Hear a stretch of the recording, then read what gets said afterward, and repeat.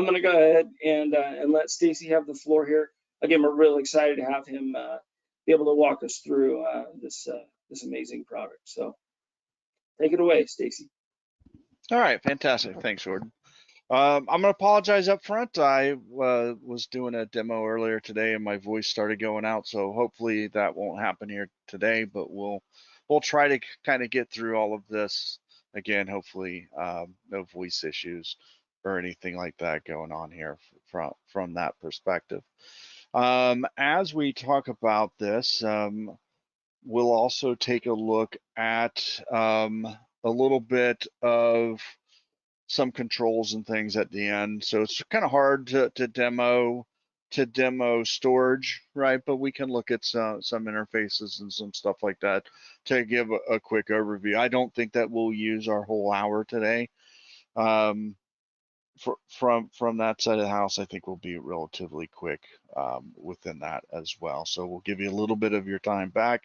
I'm sure that doesn't, bother anybody in today's call to, again, get a little bit of your time back. When we talk about, your data, right? Let's take a step back and think about your data. It is, for modern business, it is the heart of modern business. We'd all like to say it's the people and all that, and I'm a big proponent of that, right? But really, the way that industry and all has moved forward, right? Companies just can't continue to operate if they lose their data, typically, right? So that data is really that lifeblood, right? That lifeline that's going to keep them in business. And what we've seen and we've continued to see over the years, and the trend has not changed, right? That data grows and grows and grows, right? And it becomes harder and harder for companies to manage that data as it sprawls. And you start to see some companies, I go into some companies and they have multiple NAS boxes, each one from a different vendor because, that was the one they were able to get a good deal on at the time. So now they start to have multiple interfaces because they have multiple different types of NAS boxes and storage devices sitting out there. So not only are they trying to manage this data, but they're also trying to manage it based off of what type of storage it's on and all of that. And that can really become, a pain point. And as far as that goes for organizations from that side of things. Then, of course, that what is a major target of, bad actors out there? Well, it's going to be that data, right? If they can sit and they can, if they know that that's what's important to you, right, to your organization is your data, your ability to access that data and work with that data, right, then they're going to try to figure out a way to make you pay for it, as unfortunate as it is. And when we look at, all those different kind of interfaces, all those different ways to manage that data, right, now we start to, there's more and more complexity within that, more and more, harder ways to recover because, on one system, it might be one way to recover it. On another one, it might be another way to recover it. So really, when we start to look at that, more and more organizations are being hit with ransomware. More and more organizations are being targeted. Of course, not all of them that are targeted are successful, right? But then you start to see, in spaces, you see, education, government, healthcare, those kind of things. If you think back a few years, you'll remember, the pipeline being hit here in the US. I can think of over in Europe, right over in England, health organization getting hit over there, and government, we can all think of, I can think of multiple governments in the Southeast that were hit, state and local government, right? So it's a constant battle. And when I talk to customers, I talk about there's multiple ways that you lose your data, right? And there's multiple ways that you recover that data. And really the day-to-day recoveries are human error. And that's how 95% of the time, I'm exaggerating, but I think it's like 70%, 70, 80% of your of your data loss is going to be to human error. Somebody deleting a file, somebody making a mistake and deleting a share, right? Something like that from that perspective. But the thing that keeps us all up at night is the bad actors, right? The ransomware, the internal threats, different things like that from that perspective, right? So those are the things that keep us up at night, because typically those are the things that are going to impact us the biggest, right? The day-to-day recoveries, hey, I deleted a file, can you pull it back for me? Or, I saved over a file, whatever it might be.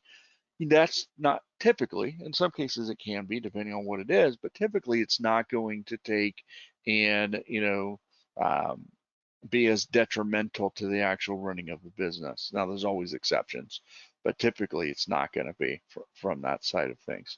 If you're not familiar who we are, Arcserve's been in this industry for, since 83. We've been working with, customers' data. We started back in the Novell and mainframe days, from that perspective. So we're one of the oldest, if not the oldest, data management, companies out there from that perspective. We have a wide presence across the world in over 150 countries, a lot of different partners out there, a lot of different customers within that. We do have an MSP kind of footing within there now too. And of course, we're protecting, petabytes of data, right, as far as that goes. So I know that be over petabytes, right, from that perspective, when I can just think of two customers in specific here. From Stacey, hey, yeah, Stacey, I'm so sorry. I just wanted to interrupt. Uh, it's not really a housekeeping item, but a quick reminder. The last webinar we had, we had a really great comprehensive discussion about UDP. Part of what made it so great was we had a lot of questions. We had a lot of interaction, dialogue, back and forth. We were able to get to most of the questions uh, during the webinar, but then after the fact, there was, I believe, a great deal of follow-up. So I just, please don't hesitate. Don't be strangers. Let us know if you have. yep, yeah, please do. Please ask questions. I don't mind stopping it to answer a question real quick. For some reason today, I'm not seeing the questions, but Jordan will ask the question, as far as that goes, and we will make sure that we do follow up as well as far as those go. Okay. All right, so back on track as far as who Arcserve is, and what we have as far as data resilience and to help you protect your data. Whether you're a small business or an enterprise company, we have a solution that's going to fit in and most likely scale from one of these to up, right? So if your business grows, we have solutions that are going to grow with you as well. We from again, small little mom and pop shops, nothing wrong with that. They're the heartbeat of America, right? Keeping everything going. We can protect that with either our MSP focused products, or they can be used at the end user level as well. Almost everybody out there today has some type of SaaS solution, software as a service, like Office 365, Google Suite, Salesforce, a bunch of different things like that. We have a solution, that can work with that and scale with the different enterprises out there. Again, that might be a small company, it might be a large company, a large enterprise company. That product natively written for the cloud, right, and for those SaaS solutions. Mid enterprise, mid market. This is where I kind of most of my day is spent, and that's protecting those mid market customers, lower enterprise customers, and that's where our OneXafe product that we're going to talk about today really fits in well. Not to say that sometimes it couldn't scale down. Every customer is unique, right? And definitely can scale up as well from that side of the house.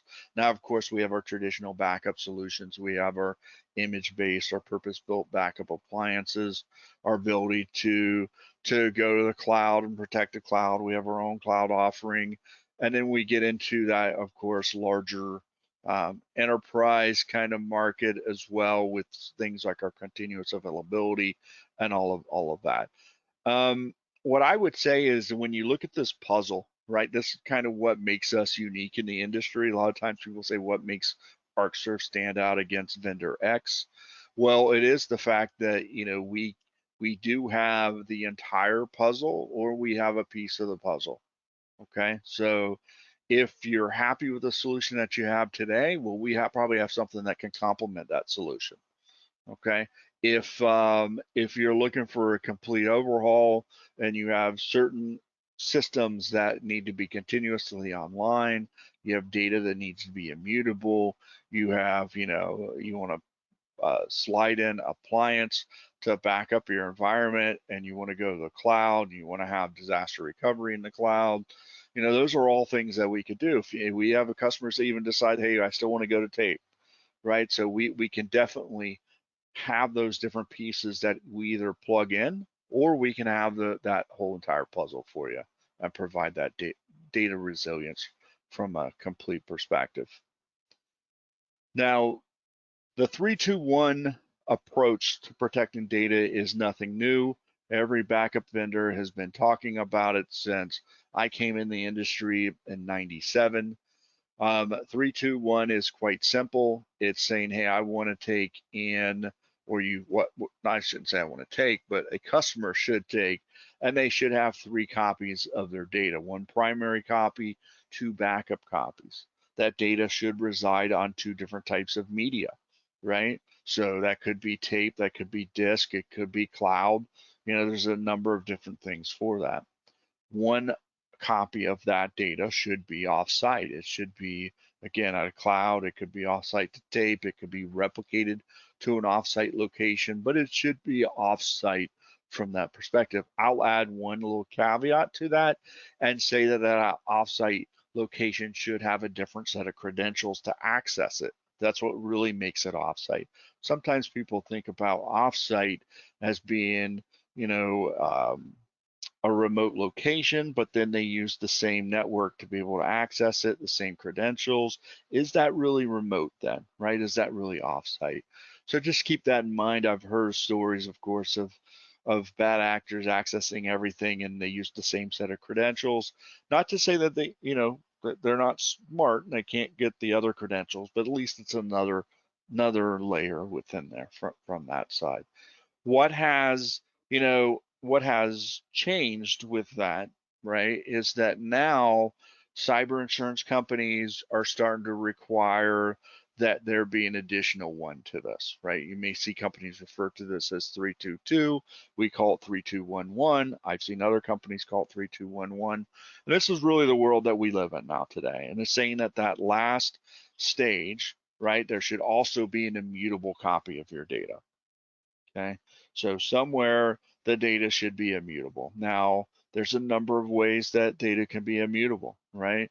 There's cloud solutions that are storage locked enabled, S3 compatible, those kind of things. There is, tapes that you take out of the tape drive and you put them in a safe, or you send them off site, right? And they're not in a system, so they can't be written to. And of course, the old worm media, right? Write once, read many, those kind of things. That's all examples of immutable. We're going to talk about on-prem immutability. Okay, and of course, this could be at another location that you replicate to, but this is kind of where the OneSafe solution is going to fit in, and what today's discussion is going to be around is immutability with the OneSafe device itself. Now, as we look at the OneSafe, the very first thing to take into account is that this device is meant to be user-friendly. From an end-user perspective, they're going to see an SMB or NFS share. That's what they're going to see. They're going to, of course, be treated like any other NAS share that they're writing to. It's what they understand, working with shares, save your data here. And you know what? That is going to be kind of the approach from that side of things, right? Now, as we look at that, what actually is the OneSafe device? Well, number one, it's a scale-out storage device. It's using object-based storage. It does have that NAS front end, so that's what users do interact with. but then we're also doing things like inline deduplication and compression, encryption at rest. We can cluster these, and we can add multiples in a ring, and we have a ring technology where you can have more and more units in, up to 7 units in a ring. And of course, what do we see on the right? Okay, ransomware protection. How are we doing that? Well, we're going to take a snapshot every 90 seconds, and then we're going to consolidate those snapshots to make sure we're only saving the space for the changes. Okay, we're also going to have the ability to replicate between multiple, what we call rings. So if you have multiple locations, you can replicate between those. And although we are a data resilience company where we do talk about, backing up your data quite a bit, there's multiple ways to leverage this. We have quite a few companies or government entities that use this for unstructured data. So it replaces, for instance, like a file server or something where the data doesn't need to be constantly accessed, but it is important, and it needs to be protected from that perspective as well.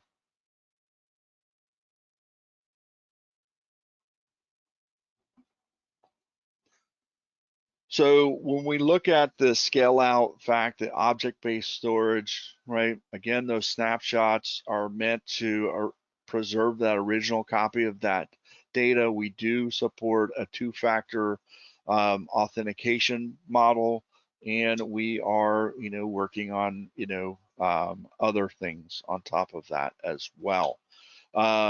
So for somebody to get in and actually change that data, be able to do that, they cannot do it. Well, they think they can, and I can show you here in a few minutes the interface itself and how they can go through and go, they can change data, but then you can just pull it right back from a snapshot. Okay. Now, as far as scale out, I mentioned this before, up to 7 nodes in a ring, with up to 12 disks in a unit, 18 terabytes per disk. And you can start with 1 node and just add additional nodes to this. So when you plug a new node into the ring, it'll auto discover it. It'll start to do the magic in the background, which is, of course, share the data between the 2 disks or the 2 nodes, start to split everything across them. And how it will do it will be dependent on whether or not we go with RF2 or RF3. So this is the replication factor, and again, how the data is going to be split between the 2 boxes. On the tech side, I'm always going to tell you there's never any reason to go with RF2. You always want to go with RF3. This means we can afford to lose 2 copies of the data, okay? Because, we've always got a 3rd copy of it somewhere.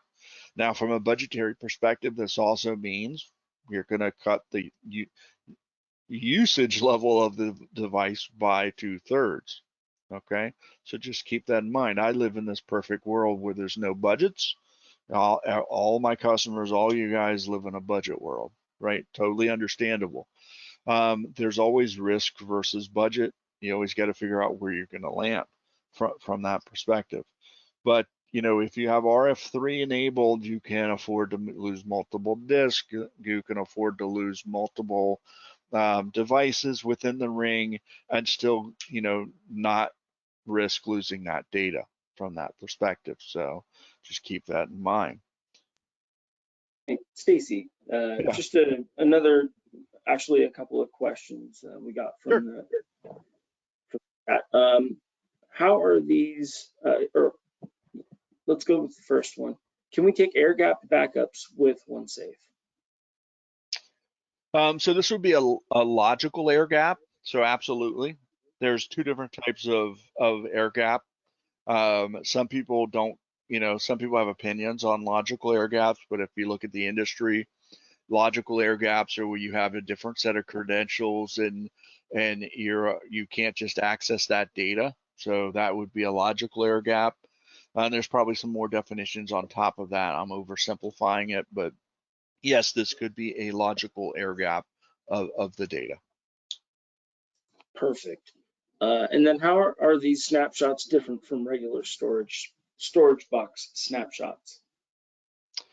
Probably get somebody else to answer that question for you because I'm more of a software guy on that side. So I'll just be honest with you. We'll get you an answer on that, on how that differs from regular snapshots and other storage, because I'm just not familiar with other, you know, hardware solutions that are out there and how to compare that. So I could probably answer your question, but I would probably leave something out and would be lacking. So Great answer. Great yeah. answer. And what I'll do at the end here is I will put in a link where you can go request specific help for OneSafe. You know, it's kind of a demo request, but if you have any questions, that's really the best way to get, you know, very focused help for anything related to OneSafe. Two more questions.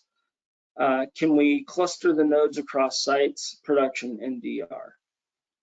So I mean, the ring would not be across sites. I guess in maybe it could be done that way. We would not recommend it. You'd have it, you know, you'd have two different rings at the two different sites, or one ring at each site is what I mean to say from that perspective. That's how it would work.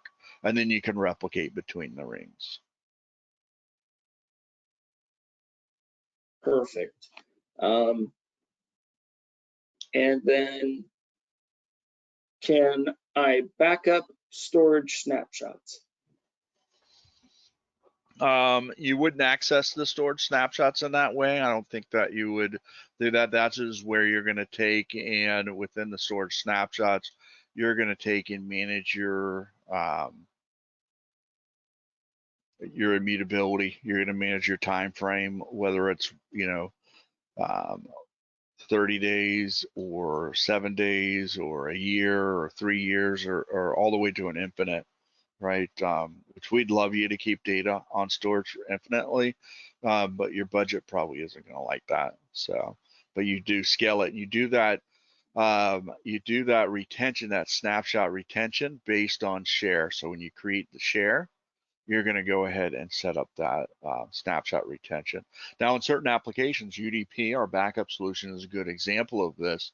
As we're creating that data store and transferring, so maybe you have an existing data store and you're moving data to this device, you may want to turn off that immutability until that data sets get established, because we're writing, deleting, purging, you know, different data as we start to consolidate that, get that down into the data store created, the data jumpstart or moved over to it. And then once it's created, you go in and you turn on the immutability of it. Perfect. I hope these, I hope we're answering the questions. A couple more coming in here just as Sure. we're talking through, which is great. I love it. Thank you, everyone, for the dialogue. Is OneSafe managed from its own admin console or the normal Arcserve console? So there is a console called a One System that you would log into and manage. There's two versions of the One System. There's a cloud-based, which is what I have access to, but we also have an on-prem One System where you can take and manage it from that site, not site, but you know, from there, from that perspective. Perfect. And instead of using a OneSafe appliance, can one use Arcserve to back up to the cloud? So Arcserve does have a number of cloud solutions, right? We have for our small business, we have a shadow safe product, and that also, a lot of MSPs use that product to go to the cloud. We also have a direct to cloud solution for file backup, right, called Cloud Direct. And when we talk about our unified data protection solution, we can go to our own cloud or we can go to public cloud. Now that would be an after the fact. So it would be on-prem first and then to the cloud with that solution is how we would typically do that. So we have a number of ways to move data to cloud and back up data to cloud. I'm a big proponent of always having a local copy first, and then have a cloud copy, because if you have to restore a large amount of data, Or if certain things are happening, like let's say you got hit by ransomware, the first thing people do is they disconnect from the internet, right? Or if they're being hacked, disconnect from the internet. Well, now all of a sudden, if your data's in the cloud, you've got to download it to a secondary location, put it on disk, and then bring it over to your other location. That's going to be time consuming. Okay. And even we find some police organizations that use us for the OneSafe device. This is another good example of that they're using the OneSafe device for dash cam, body cam type video. And with that solution, they already have a cloud solution, but to pull that data back from the cloud is time consuming. So they like to keep a local copy on the OneSafe device so that they have faster access to it, and then they always have the cloud capability there with their native solution. So keep that in mind too. Excellent, great questions. One more coming in with the N series UDP appliances. Is the data to the OneSafe data moved from the appliance, or are we expand this? Or are we looking at another stream of data directly to OneSafe? Well, I mean, the N series is specifically for Nutanix, and Nutanix offers immutability. We'd love to talk to you about this with that, but I think Nutanix wouldn't like that, right? So, as far as that goes, I mean, we could send the data to this, right? So, we always recommend that this be a secondary location, right, and not be where your primary backup is. But I do have some customers that have it as their primary data store that they're backing up to from that side. Now the N series is a unit that plugs into your Nutanix rack from that side, right? So that has storage with it. Another example would be the 9000 series, which is what many of our customers use, which would be our typical UDP appliance, right? Purpose-built backup appliance. And if you go that route, that has storage with it, and then this could be a secondary location that you go to, or a secondary device for immutability.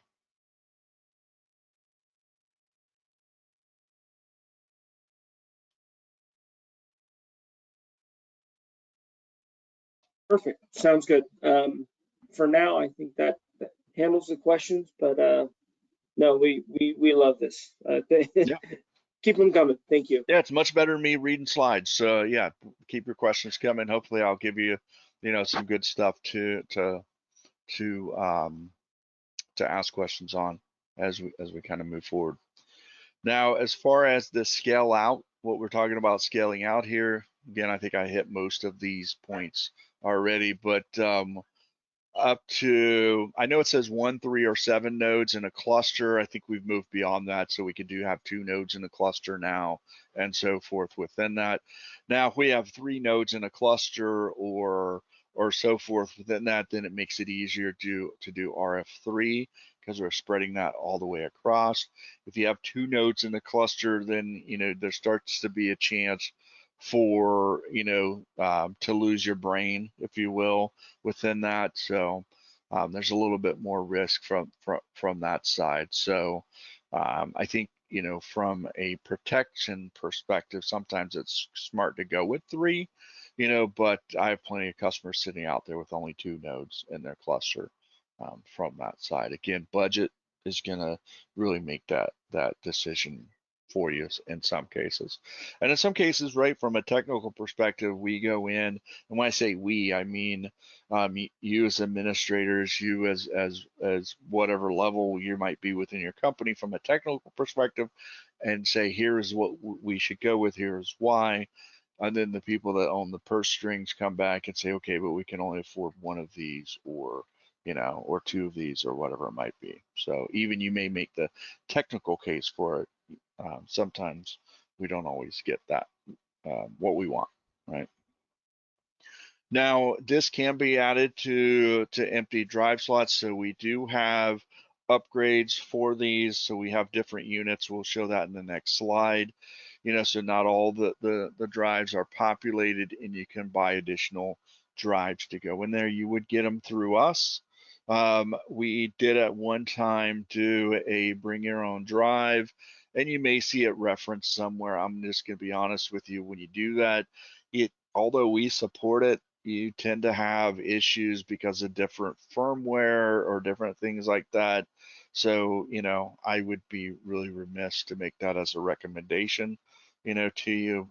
In some ways, yes, we support it, but it's just more problematic for you, right? Just because of, even within, the same batch, sometimes you have differing firmware and differing issues. So, yeah, I would recommend that you get the drives through us to keep that to a minimum. Okay. We talked about RF2 and RF3. RF2, fault tolerance of one node or one drive. RF3 is, giving you the ability to lose, two nodes, right, or two drives at a time. Okay. And from a maintenance perspective, 5-year support on the devices, 4-hour response. On that, I always, I've learned with hardware, 4-hour response never means 4 hours of response. 4 hours once they determine that there's an issue, kind of thing on that side, is typically what most manufacturers mean by 4-hour response. Okay. Form factor, right? The 4500 series, there's 3 versions of it. There's a 96 terabyte, a 144 terabyte, and a 216 terabyte model. Okay. Now you're going to get the best performance of these devices by going with something that has it fully populated. So if you look at the 216, it has all 12 drive bays fully populated. It's going to spread all the processing, all of everything across those 12 disks. It's going to make it for an overall better experience from that perspective, right? Now you can take like a 96, later on add the additional 4 drives to it and grow it up, all right, from that. So you can add, additional 8 terabytes or 12 terabyte drives, excuse me, to that to give you your what the equivalent of that would be. And I would recommend that you probably do something like that, right, from that side, because if you can fully populate those disks, you're going to get a better all performance from it. Okay. Now, just because it says, right, it's 96 terabytes or it's 144 terabytes or 216 terabytes, that does not mean that you get 96 usable disk space out of that. If you're looking at a 96 terabyte and you do RF2, we're cutting that in half. You do RF3, we're cutting that in 2/3. And then you never fill storage all the way up, right? So you always go to 70, 75%, right, of that. So on a 96 terabyte with RF3, you're really looking at 25 terabytes usable, right, somewhere around there on that box. So just keep that in mind, right? You may see these big numbers. They're saying, wow, it's close to 100 terabytes on that box. Well, it's really not, okay? If you have 10 terabytes of data, you probably are a candidate for this. Or if you have a strong need for immutability. Again, cyber insurance is starting to require this. So that would be a reason to position one of these boxes to be able to meet those cyber insurance requirements. And that could either drive down your cost of your cyber insurance, or it could take and even make you eligible for it, depending on what the company is on that. Of course, they all have 10 gig ports on there. We do recommend you connect it to a 10 gig network. It's probably going to give you the best overall perspective or performance on that. And Stacy, just before we get too far away from Sure. Talking specs and the spec sheet and the lineup, we did have a couple of very performance related issues. So what is the RPS to the OneXafe from the 9000 series?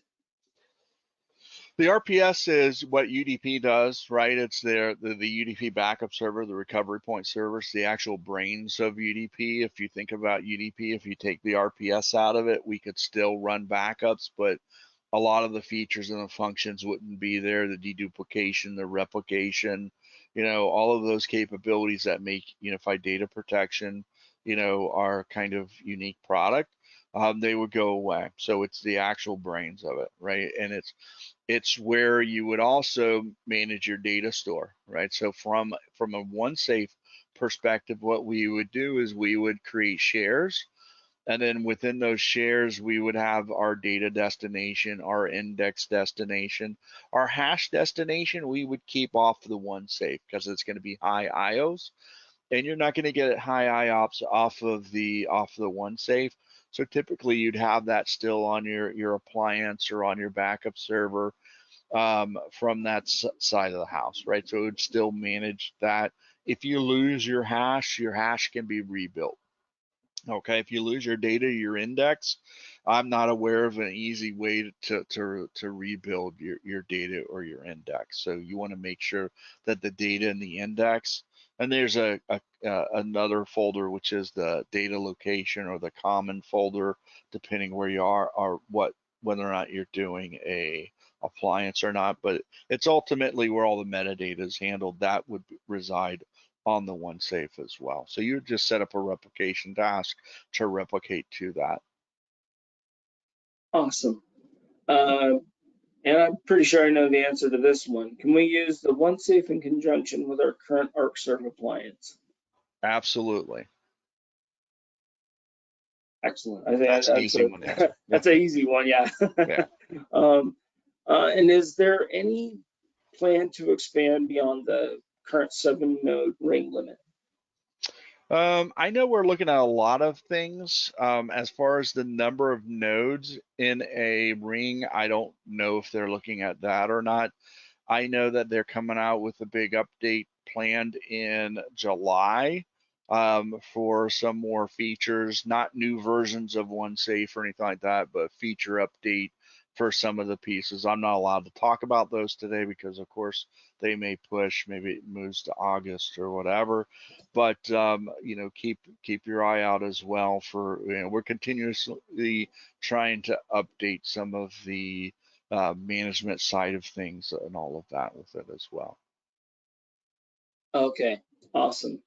And then one question about support. Does our support cover the drives or just the nodes? The drives as well. Yeah. Okay, so both. Yeah. Okay. Now, if you put your own drives in there, then of course we wouldn't support those drives as far as that goes. So again, another reason why not to go with, your own drives. Perfect. Okay. I'll get quiet again. Thank you, All everybody. right. All right. All right, so believe it or not, we're almost wrapped up. We're halfway through, but we're going to go through some use cases here. We can see on the screen what they are, right? Continuous data protection, dedupe appliance, backup target, file server consolidation, and unstructured data. We're going to talk about those, and then we'll go in and wrap it up. Maybe talk a little about how to use it with UDP from that perspective. In summary, real quick, I guess I was one slide ahead, right? But again, ransomware protection, easy to use, highly scalable. From a price perspective, I'm not a dollars and a budget guy, but I can tell you that usually it comes in at a decent price. Always, work with our sales guys that they can probably get you to the price that you need to be. And then again, you're not doing any type of APIs or anything like that in order to do this. That NAS front end does make things very, very easy for you on that side. So let's start talking about the use cases, right? And the typical use cases. The very first one we talk about when we're talking about this, and really it's as a backup target, right? So you're backing up your data to this, right? So I want my backup data to be immutable. And There is nothing on here that says specifically that that backup data needs to be Arcserve backup data. Okay, it could be Veeam, it could be Commvault, could be Veritas. We would love it to be Arcserve, but again, this is a piece of storage. It's a share from that perspective. Now, sometimes it does matter what the backup solution is doing. You know, how much it's manipulating the backup data. You know, on what the kind of performance is going to be with that. I know we have many customers that use Veeam, you know, obviously many customers that use Arcserve, our unified data protection solution. You know, me, I haven't talked to too many customers using Commvault or Veritas. I know that they're out there, but I can't speak to their experience. I can tell you that, you know, we used to be, you know, this solution used to be, you know, certified, you know, by other vendors out there that you see on the list. We've lost that certification, and that's merely because, you know, we're competitors, right? So they're not going to certify a competitor's solution, right, with their software. Okay, so take that as you will, right? But I don't really see a problem with any of those. Again, I have multiple customers using those solutions, and they're happy. Okay, so what are we looking at here again? You have your backup server, you know, backing up to that as an immutable. Either it's a secondary location or data location for the backups, you know, providing two different sets of media, right? And it's also hitting that immutability marker for you as well, or requirement. Okay.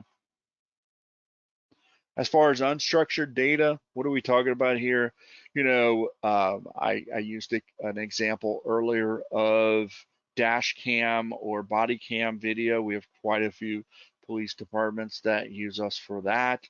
Also for just, you know, your traditional, you know, repository of different kind of archival data that's sitting out there that you need to get off of your expensive SAN, right? Why have that data sitting on a SAN, right, which you're paying high cost for, right, for that storage? Why not use that for your compute type of stuff? We would not, in good conscience, I would not tell you, hey, run your virtual machines off of this. It's not meant for that, but it is a good repository. We've seen it replace file servers for that. So again, giving you, you know, a place to move that unstructured data. Now, video is interesting because there's different types of video out there. If I have video that's like streaming video to a device, I probably wouldn't stream it to this, right? I'd probably use this where I would put my archival video, okay? Again, dash cam, body cam, that's not being streamed, had been recorded, and now it's being moved to this device, okay? From that perspective. So just keep that too. And of course, the users are accessing that just as shares, and that's where they're storing their unstructured data. From a consolidation of NAS devices, I mentioned this before, all too often you have multiple NASs out there which are islands.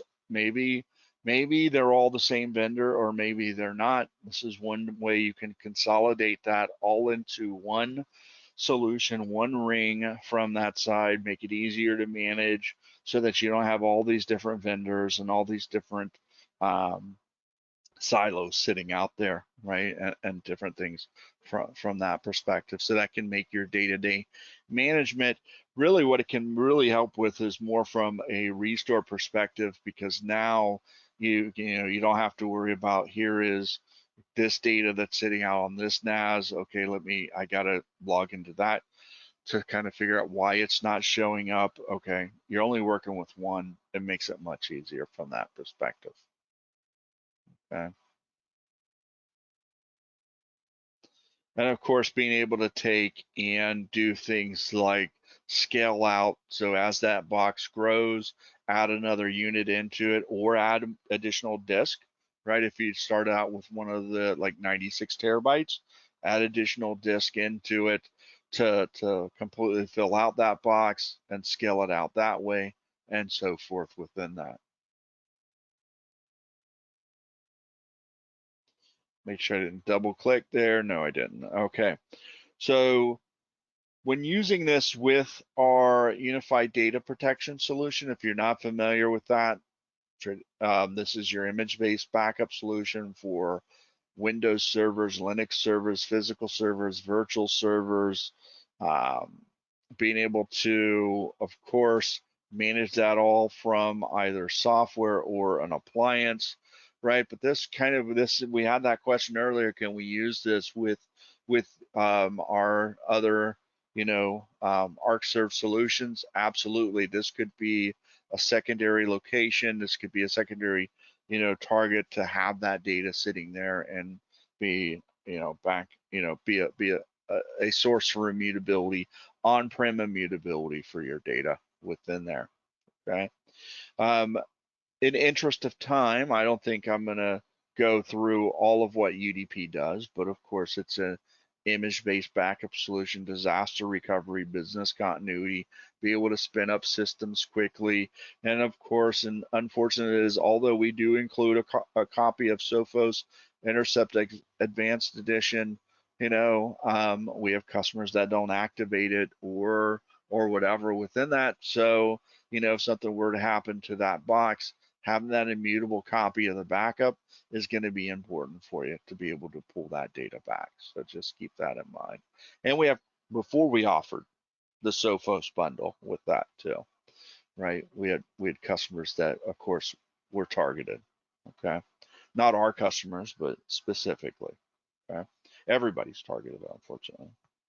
As far as UDP and Arcserve, what that looks like. Again, you have your applications that are being backed up to your recovery point server, right, which is being protected by and secured by Sophos. We provide a license for that, so it doesn't cost our customers anything.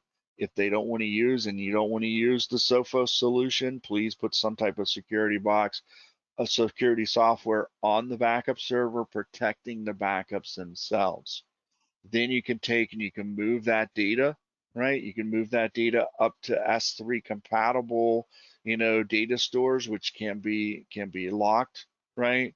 You could move that data to some type of virtual environment for disaster recovery purposes.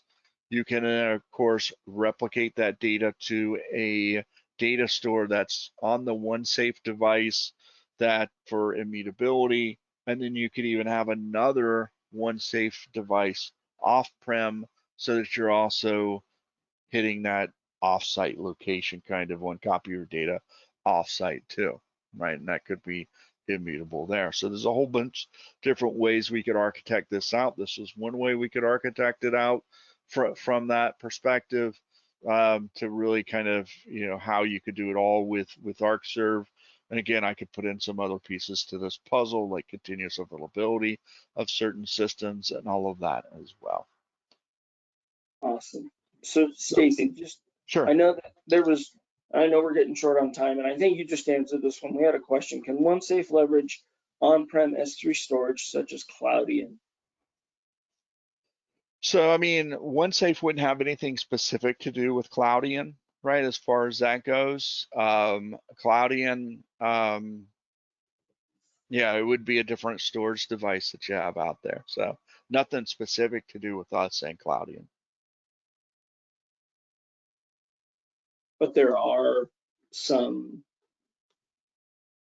S3 Well, S3 the S3 compatible piece was for UDP, Unified Data Protection, right? To be able to move that data to an S3 compatible. I know that we had a customer that was testing UDP with Cloudian versus UDP going to OneXafe. I know at the end they were much happier with the OneXafe.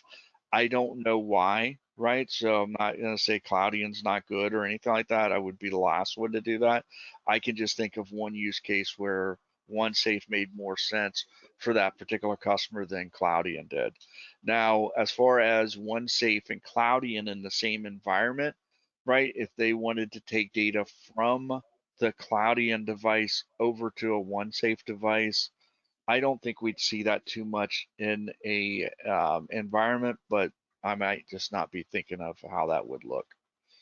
It's two storage, locations, so if they had some way to copy it or move it from the cloudy into here, I guess they could do that. Okay, good to know. And we can get Again, some, excellent we'll get some questions. follow-up on that as well, because again, maybe I just don't understand Cloudian well enough. Right. And that use case, by the way, that I had was 2 years ago. All right. So take that with a year and a half to 2 years ago too. So may not even be current. I don't like to talk about other vendors I'm not too knowledgeable on. That's totally fair. Yeah. We try to stick to what we know, right? So it sounds like everybody's had like a great questions. Again, if there's anything that we didn't cover or any other like nuance that that could use some additional explanation, please don't hesitate to reach out to us through that link that I put into the chat to request a OneSafe demo. There's not really a demo per se, but it's the best way to ask questions post webinar. So we do have a $300 Amazon gift card to give away. Again, we love the engagement.